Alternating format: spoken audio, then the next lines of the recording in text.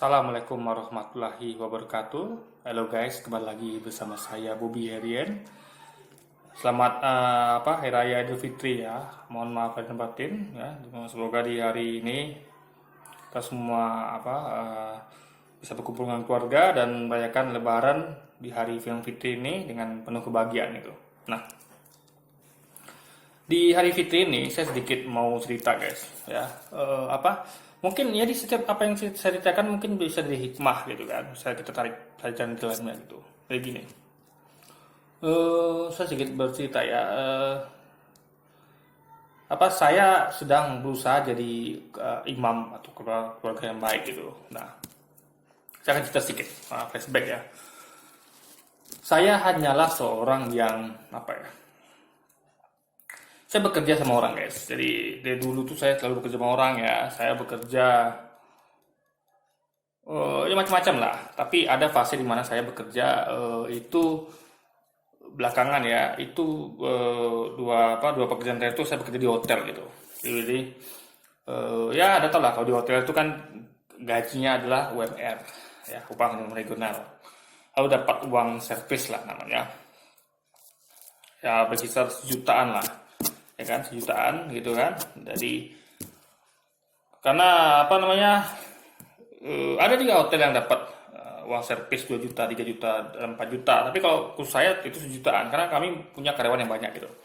Intinya adalah penghasilan saya itu termasuk yang pas-pasan guys. Nah,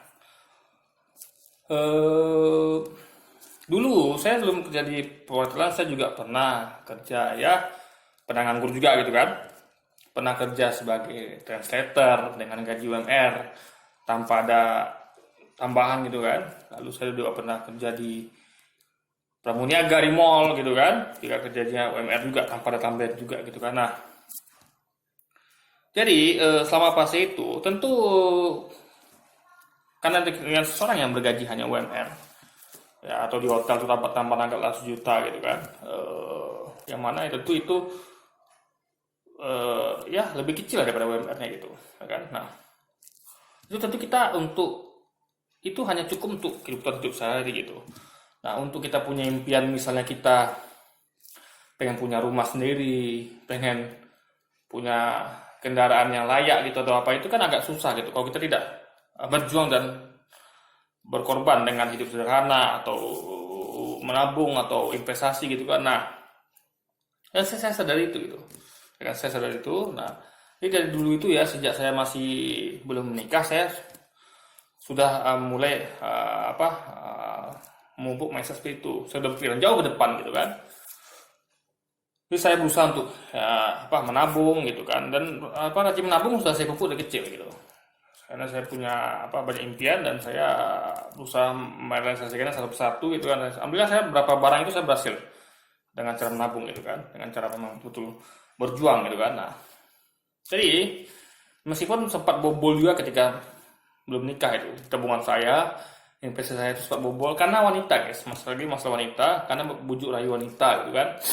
Jadi kita jadi sedikit terpaksa untuk goyah untuk berpola hidup konsumtif, misalnya beli barang-barang yang tidak kita perlukan, seperti misalnya HP bagus atau televisi atau apapun itu kan. Jadi ya kalau itu enaknya kalau kita tuh sendiri, kalau sudah sendiri itu kita betul-betul bisa nggak ada intervensi, kita betul-betul sendiri, kita betul-betul bisa mengontrol gitu, karena kita betul-betul mengontrol kita sendiri tanpa ada rayuan atau intervensi dari pihak lain atau pasangan kita gitu kan. Jadi kita bisa betul-betul sebetulnya mengontrol dan menjalankan rencana kita gitu. Itu hidup sederhana, rajin menabung, investasi, dan mengerjakan semua yang saya bisa gitu, yang kita bisa gitu. Nah, tiba ketika masa menikah gitu kan. Nah, tentu sebagai sebuah keluarga itu kan butuh rumah gitu. Dan Anda tahu harga rumah bukannya murah guys. Kalau Anda belum tahu ya, itu cashnya tuh saya sudah ambil rumah dan saya kredit selama 15 tahun sampai bulan tahun 8 guys. Itu tiap bulannya itu perlu bayar sekitar 650 ribuan gitu kan tiap bulannya. Sementara gaji saya kemarin kan UMR masih itu kan, masih ya sekitar 2,8 juta lah gitu kan, tambah uang servis 1 jutaan, jadi sekitar 3,8 juta ya kan. Nah, ada lagi kebutuhan untuk anak istri gitu kan, juga kebutuhan lainnya gitu. Nah, jadi kalau beli cash nggak mungkin gitu. Dengan harga cash waktu itu sekitar 85 jutaan gitu guys. Ya nggak mungkin. Yang satu-satunya mungkin lah dengan cara kredit gitu. Nah, tentu angka beratnya juga kalau saya udah sebagai kredit ngontak rumah lagi kan. Nah, saya putuskan apalagi dengan kerjaan yang luar biasa padatnya gitu. Ya kan? Nah, maka saya ambil opsi di kerjaan pun saya ambil kerja sampingan. Saya ngumpulin kara-kara lah kalau ngerti di hotel itu kan banyak tuh kara-kara kan. Itu hasilnya sebulan itu paling nggak nyampe 500.000 guys, nggak nyampe sebulan, nggak nyampe 500.000 gitu kan. Itu udah kerja mati-matian gitu, betul-betul luar biasa, betul-betul ada waktu nyantai lagi ya gitu kan. Nah, juga dapat uang tips juga. Karena uang tips pun nggak seberapa karena saya bukan di bagian yang basah ya, seperti di bagian bellboy atau bagian front office itu kan bagian basah gitu. Tolong servis saya memang bagian bangket, jadi itu enggak, jadi lahan yang kurang basah kalau dibilang perhotelan untuk dapat uang tip itu. Nah, lebih saya berusaha untuk selama keluarga itu kan tentu kita punya tuntutan istri anak punya permintaan ini itu gitu kan. Jadi kita harus bisa pandai menyikapi nih dengan gaji segini ya. Terus ini gimana caranya kita bisa ya kita kan mungkin hidup begitu aja kan. Kita pengen nantinya punya rumah ya kan, punya kendaraan lebih baik gitu. Tentu harus diperjuangkan dari sekarang gitu. Nah, saya berusaha ya menyisihkan sebagai pendapatan saya untuk saya investasikan gitu, ya kan. Saya mulai dari dulu sejak awal menikah, bahkan sebelum nikah malah kan. Jadi saya betul-betul sedikit demi sedikit gitu kan. Nah itulah usaha saya untuk gimana saya membuat kehidupan keluarga lebih baik ke depannya gitu. Nah, tapi tentu ya kan, itu kan nggak mungkin butuh waktu yang sebentar, pasti lama dong ya kan.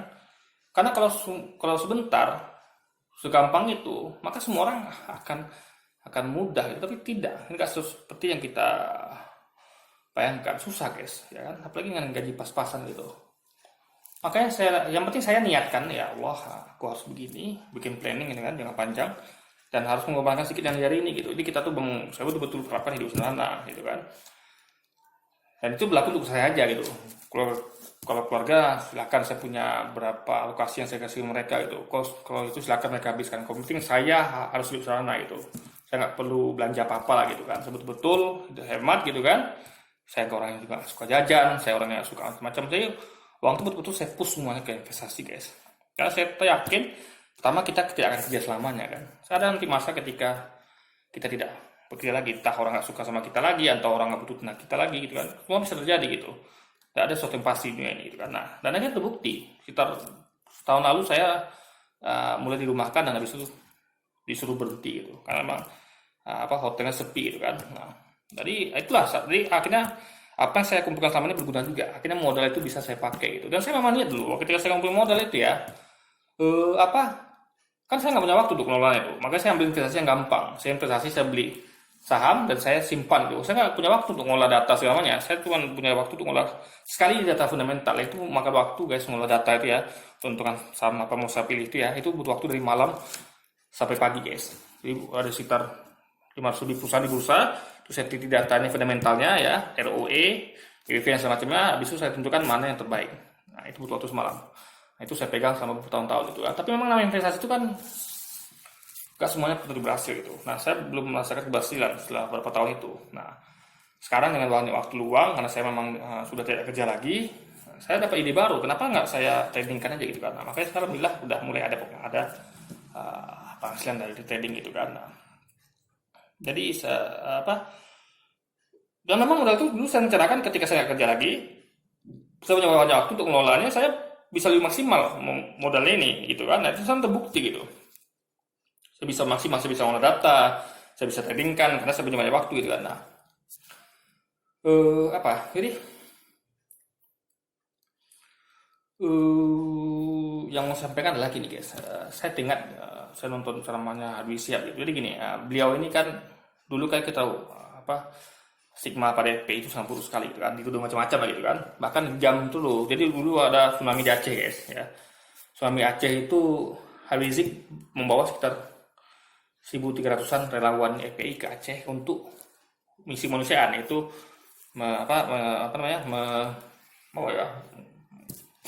membantu Aceh untuk merestorasi Aceh gitu. Jadi mayat-mayat itu dikumpulkan dan dimakamkan gitu. Itu kan banyak tuh kejadian di Aceh guys ketika tsunami itu.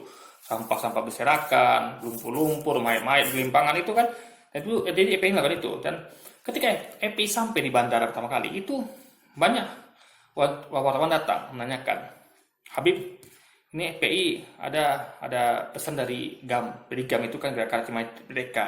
Kemarin itu kan waktu sama itu masih ada GAM kan, sekarang kan udah nggak ada lagi. Nah, itu dari Swedia itu Hasan Tiro masalah saya itu ya, pimpinan GAM itu menyuruhkan Habib Rizik dikasih waktu 2 kali 24 jam untuk keluar dari Aceh gitu. Mereka tidak menginginkan kehadiran Habib dan FPI di sini gitu. Berarti memang di mata GAM waktu itu FPI buruk gitu, karena mungkin GAM belum kenal FPI gitu kan. Jadi memang tak kenal nggak sayang gitu. Nah, Habib waktu itu paham bener dia. Kalau dia jawab itu nanti akan menimbulkan konfrontasi. Maka dia diam dan dia bila katakan saya kesini untuk misi kemanusiaan, belum dengan bu saya gitu. Jadi dia membuktikan bukan dengan ucapan, tapi dengan kata-kata, bukan dengan ucapan, tapi dengan perbuatan gitu. Jadi dia tetap bertahan di situ, dia mengerjakan misi kemanusiaan selama beberapa bulan gitu kan. Nah, waktu itu sekitar 2 minggu nggak salah, ya kan. Datang lagi wartawan nanyakan Habib, ini udah 2 minggu loh. Jadi kalau Habib tidak juga pergi, nanti GAM tidak bertanggung jawab terhadap kesalahan Habib dan FPI gitu. Ya kan? Nah, lalu Habib mengatakan, jadi kan yang lihat masyarakat Aceh tuh, kerja Rizik Syihab dan FPI ini kan dilihat oleh masyarakat Aceh. Habib Rizik katakan, biar Raja Aceh menentukan. Karena saksinya Raja Aceh apa yang mau kami lakukan itu. Kalau Raja Aceh mau kami pergi. Tapi faktanya Raja Aceh tidak. Raja Aceh butuh FPI gitu kan, dan Habib Rizik tentunya. Nah, Rizik terus melakukan itu gitu. Jadi Habib Rizik membuktikan dengan tindakan, bukan dengan kata-kata. Akhirnya GAM sadar dan mengakui kalau mereka salah gitu. Karena mereka belum kenal FPI gitu kan, siapa sih FPI gini itu gitu kan, karena mereka tidak kenal guys. Itulah makanya repot kalau kita tidak kenal ini, kita hanya menjudge orang tuh hanya ya kita karena nggak ngerti apa mereka lakukan gitu. Mungkin GAM nggak ngerti dengan FPI lakukan, juga waktu SBY juga nggak ngerti dengan apa yang FPI lakukan gitu kan. Jadi setelah dapat berita dari masyarakat Aceh gitu, ketika SBY datang ke Aceh dan Aceh menceritakan bagaimana peran FPI di sana, langsung SBY terima kasih pada FPI gitu, atas nama negara itu. Nah, sama ketika kita sebagai suami misalnya kan, kita kadang-kadang disalah persepsikan oleh entah istri, entah oleh keluarga, entah mertua gitu kan. Jadi ada beberapa hal yang kita kerjakan gitu kan. Kan nggak semua mereka ngerti gitu, ya kan. Ada bidang-bidang pekerjaan tuh yang old itu, orang-orang old itu ya, atau orang-orang yang nggak ngerti itu, orang-orang yang tidak belajar itu memang nggak paham gitu. Karena yang biasa di masyarakat itu adalah kita lihat orang berdagang, orang kerja sama orang itu aja kan. Jadi orang-orang nggak ngerti tuh, banyak polisi belum ngerti apa itu saham, apa itu investasi, apa itu forex, apa itu segala macamnya gitu kan, atau apa itu content creator dan segala macam. Jadi mereka nggak paham itu. Nah, kita jelaskan pun mereka belum tentu paham. Karena saya aja untuk belajar saham itu butuh waktu 7 tahun guys, gitu kan. Butuh waktu 7 tahun gitu untuk saya betul-betul yakin masuk ke saham gitu. Nah, karena saya punya basic minimal keuangan. Jadi saya aja punya basic dulu. Lu belajar 7 tahun untuk saya masuk betul-betul terjun ke saham. Saya pertamanya masuk dulu deposito. Bisa tinggalkan itu haram gitu kan. Bunga itu haram, riba kan. Saya tinggalkan, saya masuk lagi ke reksadana, masuk lagi ke unit link, baru masuk ke saham gitu. Jadi saya aja yang orang yang lumayan punya pengetahuan di bidang keuangan, di investasi, itu harus belajar 7 tahun. Belum saya betul-betul yakin mengolah saham sendiri gitu kan. Akhirnya saya mengolah saham sendiri gitu di tahun 2013. Itu pun masih mengalami fase-fase kerugian guys. Nah, alhamdulillah sekarang ini udah mulai saya dapatkan cara baru, saya trading nih, nggak bisa saya investasi lagi gitu. Karena dan saya pun memang kalau investasi itu memang kadang-kadang saya tuh orangnya ya dulu tuh karena belum paham ya, jadi saya dulu tuh percaya makin kerja awalnya itu perusahaan dulu bagus banget guys, awal-awal saya investasi itu bagus, tapi ketika berlanjut itu makin tahun dia makin rugi, ini saya tuh masih halu gitu guys. Saya anggap ini perusahaan ini mungkin tahun ini dia rugi, berarti kan masa lalu dia untung, jadi saya masih dibawa euforia itu, akhirnya bertahun-tahun malah rugi-rugi terus itu. Nah itu, jadi itulah bahayanya kalau karena belum punya ilmu gitu. Akhirnya saya paham sekarang nggak bisa perusahaan seperti itu gitu. Jadi makanya saya lepas sahamnya waktu itu kan, saya ambil saham lain gitu. Nah intinya adalah bagi anda di luar sana ya, bagi para suami yang ya mungkin masih bersama saya gitu kan, mungkin sudah takdir gitu. Ya kita sabar aja dan kita ya saya memakai prinsip si Habib Syihab gitu, ya kan. Ketika misal 2 tahun ini saya tidak bisa ketemu keluarga gitu, karena memang ya saya dituduh macam-macam lah misalnya kan, dipersangkakan yang tidak ya kata tidak peduli keluarga segala macamnya. Padahal saya lakukan itulah semua untuk baik keluarga itu. Saya tentu punya pertimbangan. Nah pas saya begini kita bisa begitu gitu kan. Nah bahkan saya waktu saya tuh hampir betul-betul full untuk mencari uang. Tapi bagaimanapun caranya ya, tentu dengan halal itu kan caranya, yang apa? Yang tentu hasilnya belum tentu, nggak semuanya instan guys. Jadi nggak semua pekerjaan itu hasilnya instan. Contoh aja Anda nanam sawit deh. Anda buka kebun sawit itu butuh 6 tahun atau 4 tahun baru menghasilkan, kan 4 tahun lah. Nah, itu jadi orang ada loh bidang-bidang pekerjaan itu, usaha itu yang nggak langsung menghasilkan. Itu orang nggak banyak paham hal itu. Mereka anggap kalau kita melakukan sesuatu, kalau ada hasilnya berarti yang kita lakukan sia-sia. Enggak gitu, karena nggak semua itu harus instan itu. Nah, apalagi bidang-bidang saya kerjakan itu rata-rata nggak instan hasilnya. Tapi ya sudah, saya kembali ke bisnis ya, kita perlu buktikan dengan tindakan, bukan dengan kata-kata. Karena kata-kata pun percuma gitu, karena mereka tidak percaya, mereka tidak, ya mungkin yang tidak percaya itu membuat mereka tidak menghargai kita. Ya kita terima saja lah gitu, karena memang kita belum bisa memberi bukti gitu kan. Makanya saya bagi pihak-pihak sana terus semangat ya. Nah, mungkin apa ya, anak masih menerima stigma dari mertua, dari istri gitu kan, ya sabar-sabar aja. Seperti ingat ya, saya berpegang lagi kepada petuah dari guru besar kita ya, Habib Siap, itu kasih bukti gitu. Kasih bukti, karena ucapan cuma apa, mereka yang bisa diyakinkan dengan ucapan, mereka kasih bukti. Nah, alhamdulillah mungkin sekitar mulai minggu depan atau beberapa minggu ke depan ini saya mulai sedikit bisa buktikan itu. Saya akan terus konsisten guys, karena memang untuk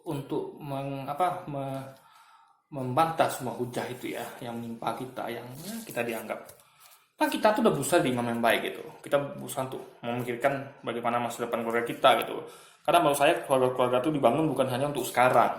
Memang masa sekarang tuh penting gitu, tapi jangan lupa kita nanti hidup bukan cuma anggaplah saya nanti meninggal, tapi bagaimana setelah saya meninggal? Apa yang saya tinggalkan buat istri saya gitu? Masa saya meninggalkan hutang atau tidak meninggalkan harta gitu kan? Nah, bagaimana mereka hidup nanti ke depannya? Makanya kita harus persiapkan segala sesuatunya guys. Maka yang bisa saya lakukan adalah bersabar, berdoa, dan berjuang gitu. Semoga Allah kasih mereka hidayah, tunjuk kalau apa yang lakukan ini semuanya adalah untuk kebaikan mereka, untuk kebaikan anak istri kita, untuk kebaikan dari anak dan cucu dari mertua kita gitu. Kita bisa kasih bukti, jadi tetap semangat ya kan, meskipun ya bagi juga ada yang di luar sana yang tuh harus melantau jauh dari nafas gitu kan, dan ada tentu di sana mungkin ada diam-diam Anda nyimpan juga gitu kan nanti. Anda mungkin kirim ke kampung seadanya, karena kalau Anda kirim semua, apa yang lagi Anda mau tabung dan Anda mau gunakan untuk perbaiki kehidupan Anda di masa depan ya, yaitu jadi mungkin Anda diam-diam merencanakan sesuatu dan mungkin mertua atau istri Anda tidak percaya atau tidak ngerti karena itu, ya Anda lakukan saja gitu. Karena kan ini kan memang untuk nanti gitu guys. Ya ada buktikan itu nanti gitu. Karena memang ini bukan butuh waktu yang sebentar gitu kan. Yang penting terus semangat, dan nanti kita akan buktikan, dan saya harap kita semua bisa membuktikan itu. Karena memang itulah tujuan dari seluruh kepala keluarga ya kan, menantu, yaitu pengen memberikan terbaik untuk anak istrinya dan ingin memberikan terbaik untuk cucu dan anak dari mertua kita tentunya gitu kan. Oke, jadi terus semangat. Meskipun saya pun 22 tahun tidak ketemu dengan istri ini kan, karena berbagai hal dan sebab ya kan, karena stigma tadi dan segala macamnya, saya tetap bersabar dan saya tetap percaya kalau Allah sudah menetapkan janjinya kepada kita, dan kita hanya tinggal berikhtiar, berjuang, beristihad gitu ya kan, dan terus berdoa gitu ya kan, buktikan dengan tindakan dan bukan sekedar kata-kata. Oke guys, jadi itu saja dari saya hari ini. Salam semangat dan sekali lagi selamat Idul Fitri ya. Mohon maaf lahir batin ya. Semoga pada para saudaraku kaum muslim para akil luar sana tetap semangat, tetap berusaha buktikan yang terbaik buat keluarga kita gitu kan. Semoga apa yang kita lakukan berhasil dan Allah kabulkan, dan kita bisa membuktikan kepada orang-orang yang selama ini tidak percaya pada kita, dan menganggap kita ini apalah gitu kan, yang mungkin ya apa sih yang melakukan sesi atau semacam itu, nanti mereka akan lihat hasilnya nanti. Oke, jadi sekian dulu video dari saya kali ini, sampai jumpa lagi di video-video selanjutnya. Wassalamualaikum warahmatullahi wabarakatuh.